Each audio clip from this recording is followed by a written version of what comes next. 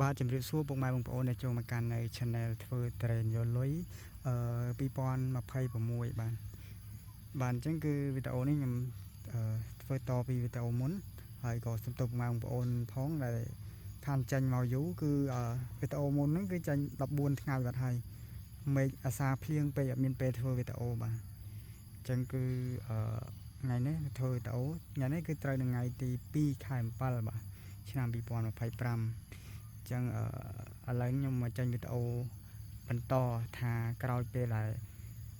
ប្រមូលផលហើយនឹងកាត់តែងមែកបាញ់ថ្នាំលាងដើមអីហើយដាក់ជីអីហើយហ្នឹងថាតើឥឡូវគួរធ្វើអីជាបន្តទៀតបន្ទាប់ពីនងមកបាទចឹងគឺបន្ទាប់ពីនងមកគឺរងចាំមើលត្រួយខ្ចីបាទរងចាំមើលអាត្រួយតូចវាដែលវាហើបមកហ្នឹងយើងនឹងចាប់ផ្ដើមបាញ់ថ្នាំជំនួយហើយនឹងថ្នាំកម្ចាត់សត្វល្អិតដើម្បីកុំឲ្យសត្វល្អិតស៊ីអាត្រួយដែលវាចេញមកហ្នឹងព្រោះខ្លះពុកម៉ែបងប្អូនអត់បានសង្កេតថាចាំបាត់មិនក៏អត់ឃើញត្រួយនឹងលាស់មកសអញ្ចឹងគឺដោយសារតែត្រួយនឹងវានៅទូចពុកម៉ែបងប្អូនអត់បានពិនិត្យមើលអត់ដឹងនៅពេលដែលវាចេញមកសត្វល្អិតស៊ីចេញមកសត្វល្អិតស៊ីអញ្ចឹងវាចេញអត់រួចអញ្ចឹងពុកម៉ែបងប្អូនឃើញថា Train ក្រចេញត្រួយបាទអញ្ចឹងមិនមែនក្រចេញទេវាចេញហើយប៉ុន្តែដោយសារតែវាចេញអត់រួចចេញមកសត្វល្អិតស៊ីចេញមកសត្វល្អិតស៊ីអញ្ចឹងបន្ទាប់ពីកាត់តែងមែកបាញ់ថ្នាំលាងដើមហើយដាក់ជីហើយមកហ្នឹងគឺរងចាំមើលត្រួយបាទរងចាំមើលត្រួយមកពេលត្រួយមកយើងធ្វើការបាញ់ថ្នាំការពារសត្វល្អិតម្ដងសិនពីរួមទាំងការពារសត្វល្អិតហើយទាំងថ្នាំជំនួយឲ្យត្រួយហ្នឹងវាចេញមកស្រស់ចេញមកលឿននិយាយរួមបានទៅខាងស្លឹកហ្នឹងវាគ្រាន់តែជួយបន្ថែមតែប៉ុណ្ណោះសម្រាប់អាហារសំខាន់របស់វាគឺទៅខាងដីនោះទេអញ្ចឹងគឺទៅខាងដីខ្ញុំក៏ធ្វើការបានដាក់រួចហើយតាំងពីកាត់តែងមែកហើយហ្នឹងខ្ញុំដាក់ជី4600លាយជាមួយនឹង16 3ដើមបាទគឺ16 3ដើមហ្នឹងដាក់3បាវហើយនឹង46ដាក់1បាវបាទដើម្បីយកលេខមុខឲ្យវាខ្ពស់ដើម្បីជំរុញនៃការលូតលាស់អញ្ចឹងបន្ទាប់មកក៏ឥឡូវឃើញថាត្រួយហ្នឹងវាចាប់ផ្ដើមចេញមកហើយនេះបាទ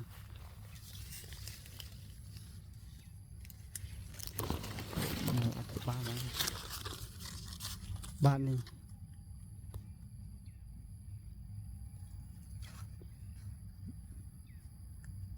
មើលត្រួយអត់ឃើញទេបាទ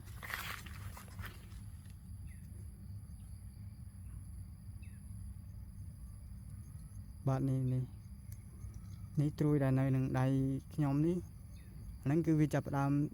លាស់មកហើយអញ្ចឹងបើពុកម៉ែបងប្អូនអត់បានសង្កេតមើលទេ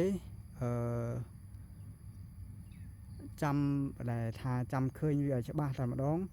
អាហ្នឹងបើសិនជាអត់សូវមានសត្វល្អិតអត់អីទេតែបើសត្វល្អិតច្រើន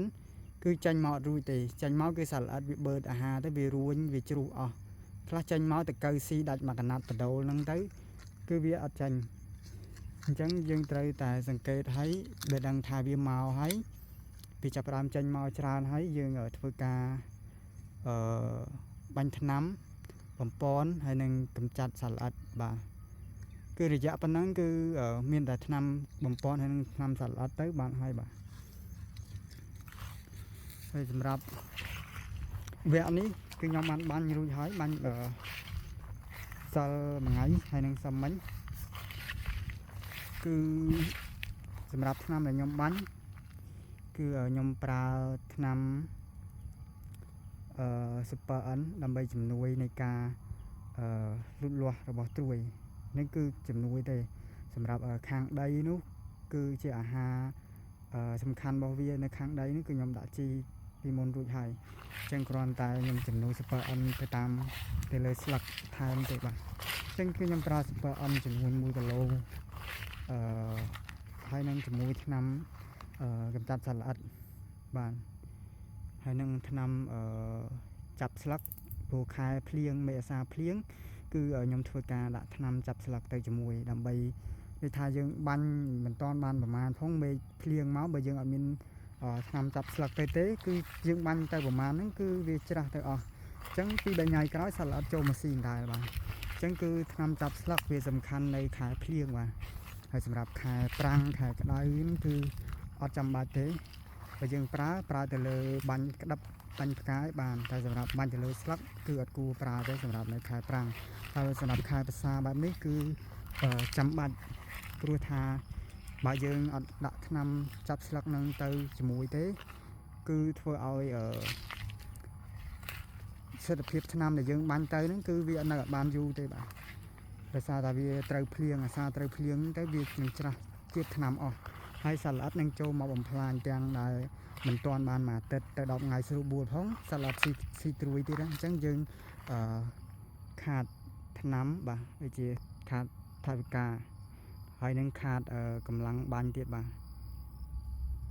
អញ្ចឹងសម្រាប់ថ្នាំចាប់ស្លឹកហ្នឹងពុកម៉ែបងប្អូនគាត់ធ្វើតរែងគាត់ស្គាល់ហើយបាទអ្នកខ្លះហៅថ្នាំជំរាបថ្នាំហ្នឹងបើពុកម៉ែបងប្អូនចង់តេស្តវាចង់ធ្វើតេស្តវាពុកម៉ែបងប្អូនយកទឹកបតក់នៅលើស្លឹកត្រាវឬបើពុកម៉ែបងប្អូនអត់មានស្លឹកត្រាវដាក់បែបស្លឹកតរែងក៏បានដែរដាក់នៅលើស្លឹកតរែងហ្នឹងហើយពុកម៉ែបងប្អូនបតក់អាថ្នាំជំរាបហ្នឹងចូលទៅគឺវានឹងធ្វើការរៀលដាល់ហើយវាជ្រាបចូលសាច់ល្អតែម្ដងជ្រាបចូលស្លឹកតែម្ដងហើយត្រូវតាក់យ៉ាងណាក៏វាអត់ច្រាស់ដែរអញ្ចឹងគឺប្រសិទ្ធភាពវាមានមួយអាទិត្យទៅ10ថ្ងៃដូចគ្នាអញ្ចឹងគឺស្មើនឹងប្រសិទ្ធភាពថ្នាំដែលយើងកម្ចាត់សត្វល្អិតឬថ្នាំអីផ្សេងហ្នឹងបាទអញ្ចឹងគឺសម្រាប់ថ្នាំចាប់ស្លឹកហ្នឹងវាសំខាន់បែបហ្នឹងបាទសំខាន់នៅខែភ្លៀងបែបហ្នឹងដើម្បីឲ្យយើងបាញ់ថ្នាំទៅវានៅបានយូរធ្វើឲ្យសត្វល្អិតវាអត់ងាយចូលមកស៊ីស្លឹកត្រេនយើងទេបាទអញ្ចឹងគឺសម្រាប់ថ្នាំខ្ញុំបានដឹងថាថ្នាំកម្ចាត់សត្វល្អិតហើយនឹង Super N តែប៉ុណ្្នឹងទេបាទឥឡូវនេះខ្ញុំឲ្យបងប្អូនមើលត្រួយដែលវាកំពុងចាញ់បាទអញ្ចឹងត្រេនពុកម៉ែបងប្អូនដែលចង់បានត្រួយស្មើគ្នាគឺតិចនិចគឺស្ថិតនៅលើការកាត់តែងមែកបាទគឺការកាត់តែងមែកឲ្យទាន់ពេលវេលាកុំបន្លាយពេលយូរបាទគឺមួយអាទិត្យអីពុកម៉ែបងប្អូនធ្វើឲ្យក្នុងមួយអាទិត្យទៅ10ថ្ងៃទៅបាទកុំពជាពេលដល់មួយខែអីអាហ្នឹងគឺធ្វើឲ្យស្លឹកយើងចេញអត់ទាន់គ្នាទេបាទអញ្ចឹងគឺសម្រាប់ដើមនេះឃើញថាត្រួយចេញមកច្រើនអញ្ចឹងវាចេញខុសត្រូវគ្នា2-3ថ្ងៃទេពីអាផ្សេងនេះប៉ុន្តែប៉ុណ្ណឹងនៅពេលដែលវាចេញមកស្រស់មកគឺឃើញប្រហាក់ប្រហែលគ្នាបាទវា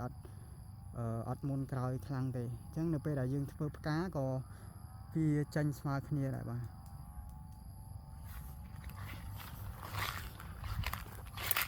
បាទអញ្ចឹងគឺសម្រាប់ត្រួយនេះគឺស្មើនឹងត្រួយឈុតទី2ហើយត្រួយនេះអាចចាស់នឹងខែ9ព្រោះឥឡូវខែ7ហើយបាទព្រោះ2ខែមកត្រួយ2ខែអញ្ចឹងគឺសម្រាប់ត្រួយនេះនៅពេលដែលវាចេញពីទីនេះខ្ញុំនឹងធ្វើការឲ្យគេកាត់ពួកអាក្តៀងនេះចោលអស់បាទព្រោះឥឡូវកំពុងតែរវល់ការងារផ្សេងអញ្ចឹងអត់បានកាត់ក្តៀងហ្នឹងទេអញ្ចឹងវីដេអូនេះក៏មិនមានអីច្រើនណាស់មានតែពិនិត្យមើលស្លឹកដែលយើងត្រួយដែលយើងចាញ់មកហ្នឹងឃើញថាត្រួយរបស់យើងចាញ់មកហើយយើងចាប់ផ្ដើមបាញ់ការពារសត្វល្អិតមួយជើងសិនការពារសត្វល្អិតជាមួយនឹងថ្នាំបំពន់បាទអញ្ចឹងថ្នាំបំពន់សម្រាប់ខាងខ្ញុំគឺខ្ញុំប្រើតែ Super N ទេ ដើម្បីជួយឲ្យស្លឹកវានឹងចេញមកល្អអញ្ចឹងគឺសំខាន់តែថ្នាំសត្វល្អិតទេបើពុកម៉ែបងប្អូនចង់សំចៃបំផុតបាទសំចៃបំផុតអញ្ចឹងគឺអាចបាច់ដាក់សំពើអិននឹងក៏បានដែរដាក់តែថ្នាំសត្វល្អិតធ្វើម៉េចការពារសត្វល្អិតឲ្យបានហើយសំខាន់បំផុតគឺទៅខាងដីបាទខាងដីនៅរយៈយកស្លឹកបែបហ្នឹងពុកម៉ែបងប្អូនដាក់ជីបែបណាក៏បានដែរមិនថាអាចកោបាទលីមុកោឬក៏លីមុមាន់ឬក៏ជីកប៉ោះបាទបានប្រភេទបែបហ្នឹងត្រួយការស្ទុះលឿនបាទគ្រាន់តែយើងដាក់បែបហ្នឹងយើងចំណាយរៀងច្រើនពុកម៉ែបងប្អូនដឹងថាវាថោកមែនប៉ុន្តែពេលយើងដាក់យើងត្រូវប្រើចំនួនច្រើនដើម្បីឲ្យត្រេនរបស់យើងល្អអញ្ចឹងបើគិតជាលុយទៅវាចាំជីគ្រាប់យើងអស់លុយតិចជាងហើយយើងងាយដាក់ជាងប្រើកម្លាំងតិចជាងក្នុងមួយដើមហ្នឹងយើងដាក់តាកន្លះគីឡូ 4-5 ក្តាប់ហ្នឹងគឺវាគ្រប់កន្លះគីឡូហើយអញ្ចឹងគឺបើយើងដាក់ជីគ្រាប់វាចំណេញពេលវេលាចំណេញកម្លាំងចំណេញលុយហើយបើយើងដាក់ជីធម្មជាតិអាហ្នឹងបើត្រេនពុកម៉ែបងប្អូនតិចតួចអត់អីទេតែបើសិនជាច្រើនពាន់ដើមដោយត្រេនដែលខ្ញុំធ្វើនេះគឺបាទគ្រាន់តែដាក់ជីធម្មជាតិហ្នឹងមួយដើមឧទាហរណ៍ថាមួយដើមមួយបេជីកប៉ោះមួយដើមមួយបាវអញ្ចឹងអស់រាប់ពាន់បាវហើយកម្លាំងដឹកជញ្ជូនកម្លាំងដាក់និយាយរួមគឺអស់ច្រើនណាស់សម្រាប់ខ្ញុំដាក់ជីគ្រាប់គឺសម្រាប់ត្រេននេះ1000ដើមជាងគឺដាក់តែមួយថ្ងៃទេកម្លាំង4នាក់បាទ4នាក់ដាក់តែមួយថ្ងៃទេ1000ដើមហ្នឹងអញ្ចឹងគឺហើយជីហ្នឹងក៏វាអត់ថ្លៃដែរអញ្ចឹងហ្នឹងគឺយើងបែបសំចៃមិនចំណាយលើសលប់ទៅលើវាដើម្បីនៅពេលដែលយើងបានផលមកវាមិនសូវខាតច្រើនតែខ្ញុំគ្រាន់សុំបញ្ជាក់ថាในរយៈយកត្រួយហ្នឹងដាក់ជីប្រភេទណាក៏បានដែរបាទលើកលែងតែជីលេខមុខទៀបដូចជា824គឺអត់តាន់ទេ824ដាក់សម្រាប់នៅពេលដែលយើងត្រៀមយកផ្កានៅរយៈស្លឹកចុងក្រោយហ្នឹងគឺខ្ញុំនឹងធ្វើវីដេអូជាបន្តបន្ទាប់ជូនពុកម៉ែបងប្អូនមួយដំណាក់កាលដើម្បីឲ្យពុកម៉ែបងប្អូនងាយយល់ហើយស្រួលស្ដាប់បើប្រាប់ម្ដងទាំងអស់គឺ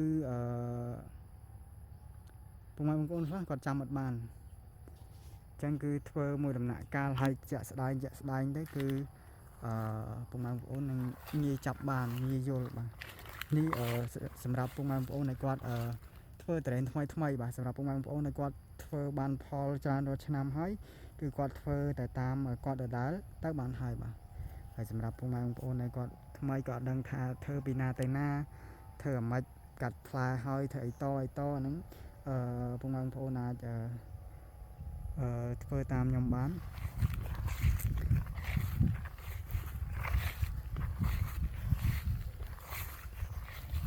បាទអញ្ចឹងគឺត្រេននេះវាមាន4ប្លង់បាទនេះប្លង់ទី1ហើយនិងប្លង់ទី2ទី3នៅខាងនោះបាទតែប៉ុនគ្នាទេត្រេនហ្នឹងបាទអាយុវាចូល4-5 ឆ្នាំចូល5ឆ្នាំហើយឆ្នាំមុនយកខែហ្នឹងវាបានវាអាយុ4ឆ្នាំជាងទេឥឡូវចូលឆ្នាំក្រោមនេះគឺអាយុចូល5ឆ្នាំហើយបាទ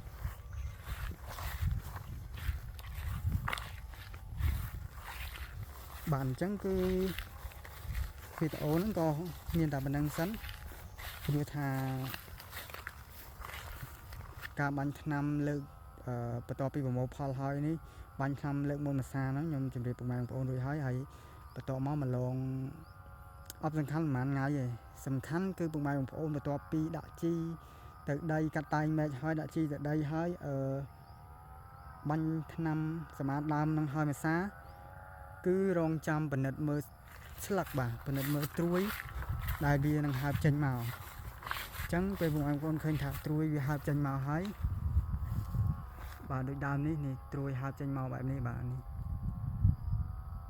គឺពុកម៉ែបងប្អូនត្រូវតែចាប់ផ្ដើមបាញ់ការពារសត្វល្អិត ភ្លាមហើយបន្ទាប់ពីនឹងមកមួយ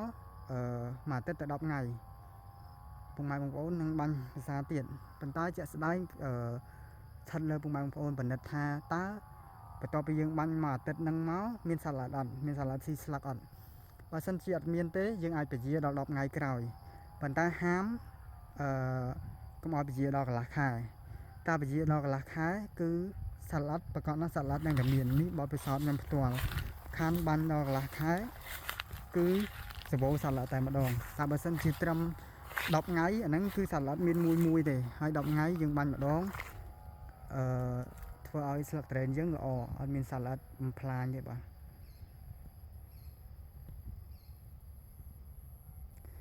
បាទអញ្ចឹងគឺសម្រាប់វីដេអូនេះខ្ញុំសូមបញ្ចប់តែប៉ុណ្ណេះសិនហើយជួបគ្នានៅវីដេអូក្រោយជាចុងក្រោយក៏សូមពុកម៉ែបងប្អូនដែលគាត់ចូលមកថ្មីជួយចុច Subscribe ហើយនិងចុចរូបកណ្ដឹងដើម្បីខ្ញុំផុសវីដេអូថ្មីគឺចូលដល់ទូរស័ព្ទរបស់ពុកម៉ែបងប្អូនតែម្ដងបាទហើយក៏សូមជូនពរពុកម៉ែបងប្អូនមានសុខភាពល្អហើយនឹងរកទទួលទានមានបានទាំងអស់គ្នាបាទឥឡូវពីខ្ញុំម្ចាស់ Channel ធ្វើ Train យកលុយហើយថែមកតុយ2026ក៏ជម្រាបលាពុកម៉ែបងប្អូនទាំងអស់គ្នាតែប៉ុណ្ណេះសិនបាទជម្រាបលាបាទ